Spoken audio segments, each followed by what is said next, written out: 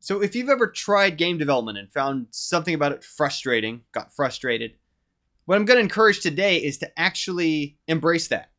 That you should make games because doing so is frustrating. Now that can sound kind of backwards, so let me give that some context outside of game development. I think it helps it register how we picture what's going on here. And the way I'll connect this is to say my dad really loves golf. His whole adult life he's enjoyed golf. My middle name is Lee. I'm named after Lee Trevino. Professional golfer, very successful guy, generation ago in the golf scene. He's actually, Lee Trevino's the cameo in Happy Gilmore, the guy who's like, does this. That's Lee, my middle name, off Lee Trevino. But part of what my dad enjoys about the game, aside from he likes being outside, likes going for walks, those kind of things, he really enjoys that throughout a long game of golf, you're going to make some mistakes. There's enough swings, there's going to be mistakes in there. And that basically one of the core skills to it, in a situation like it's just you and your swing, right? There's nobody rushing you like in a lot of sports. There's nobody putting the pressure on you. There's no one else on your team to blame. It's you golfing. When you make a mistake, it's all up here to not let one mistake turn into 2, 3, 4, or throw off the whole rest of your day. Right? That no matter how you accidentally landed in the rough or got somewhere where you didn't mean to be, best you can do is make the best of that and keep progressing towards your goal. And that's such this great form of practice, right? To something that's a valuable skill for us to hone. Because all the time in life, right? Whether it's applying for jobs, whether it's turning in an English paper, whether it's making a game, whatever it might be, there's going to be situations where we are pushed back by a little bit of unexpected frustration. We meant for one thing to happen, something else happened. And it's in a situation where it's clear enough that the reason that there was a mistake must have been us, must be me. Again, I can't blame anybody else. And this is also, heck, this is true too if you're ever playing single-player video games, right? Whether it's, I played Gravatar as a kid on Atari, or these days Dishonored 2, or Horizon Zero Dawn, right? When it's a single-player game, unlike with a big old team-on-team sport like Overwatch, where I could, any given time, feel like, maybe my team failed me, maybe the opponents were just too good. When it's just you and your performance, you get that satisfaction of, when there's frustration, it's because of something you did. And part of the challenge is staying calm, not letting that frustration push you to quit, not letting that frustration lead you to abandon what you were trying to do, but to realize that if you let the frustration get to you, it's going to be counterproductive as compared to staying focused, focusing on how can you improve yourself, how can you improve your technique, how can you, maybe you need to do something else to practice or level up before you come back to where you're at. And the one step above that, the reason why I prefer the form of this that's in game development's frustration, as opposed to the kind of frustration you get out of playing a game, is that when you play a game, that frustration is very artificial, right? It's a very contrived problem that someone has specifically and carefully designed to ensure that the frustration is limited and that it's doable, that you're going to be able to succeed at that if you just keep pressing on it, that it's designed for you to win at it. As opposed to, part of what's so wonderful about game development is that it has so many different kinds of skills, each of which is so deep and vast in its complexity that literally people spend their entire life deeply specializing in one trench. There's so much you can try to learn how to do that at any given time we're also in this open-ended problem space, unlike when playing a game, of having to constantly question, is what I'm doing even doable by me in the time that I have?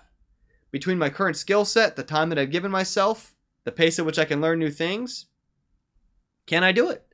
And that constantly testing that uncertainty, that line, is a similar kind of frustration to run up against unexpectedly, and then have practice at. If you let the frustration get to you, it's going to be counterproductive. It's going to limit how much you can improve. It's going to limit your ability to solve the problem. But if you take a step back from that and you figure out, okay, nothing's going to move this forward besides me getting better, my skills getting better, my technique or my approach getting better. Maybe I need to step away from this, train in something else, practice something else, do a smaller project, do a smaller feature, rethink my design and come back to it. But just like with golf, where it's just you and that ball, right? And if there's a mistake, it's you. And when you're a beginner, sometimes it's a missing brace somewhere. And as you get more advanced, it can be any myriad of things, whether it's in code, whether it's an odd tangle of a design problem, whether it's an art where you're having difficulty getting the tool to do what you want it to do, or you can get the tool to do whatever, but you're struggling to figure out how it should look. Those soft, challenging aesthetic choices, right?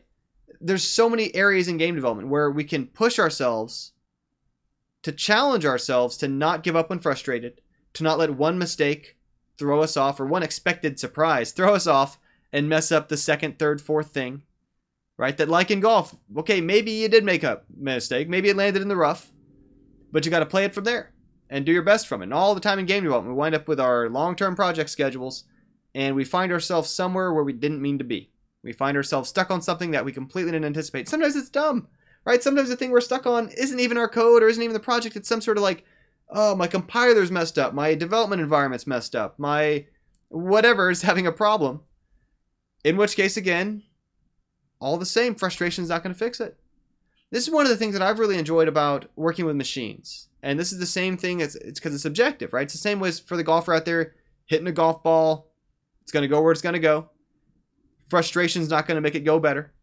And when we're working with machines, whether it's a computer, same thing's true for mechanical engineering, electrical engineering, whatever, working with physical things, frustration doesn't get us anywhere with it. This is something that in our interpersonal relations to others, whether it's our family, whether it's coworkers, whether it's poor customer store reps and waiters and waitresses that people are rude to, unfortunately, in our relations to others socially, there's an effect at which frustration can get results, right? I mean, we've all seen it. We've probably been on the wrong side of it more than once, where, like I say, poor customer service rep will be just hands up in the air, like, fine, let's, you know what, here's your refund, just get out of here, just leave me alone, right?